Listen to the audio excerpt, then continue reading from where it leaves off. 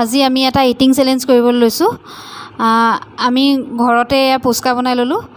পুচকা বনাই যিহেতু ক'ভিডৰ পৰা গোটেইখন ক'তো ওলাই যাবগৈ নোৱাৰি, সেইবাবে ভাবিলোঁ ঘৰতে আজি পুচকা বনাই পেলাই অকণমান ফূৰ্তি কৰা যাওক।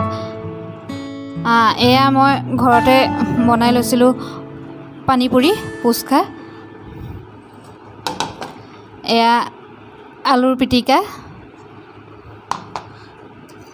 এইখিনি হ'ল তেঁতেলীৰ পানী। ইয়াতে এতিয়া 30টা পুচকা আছে। আমি পুচকাখিনি 15টাকৈ দুভাগ কৰি লৈছোঁ, আৰু আমি যিজনেই প্ৰথমতে সোনকালে খাই শেষ কৰিম সেইজনে উইনাৰ হ'ব। এতিয়া আমি ষ্টাৰ্ট কৰিছোঁ।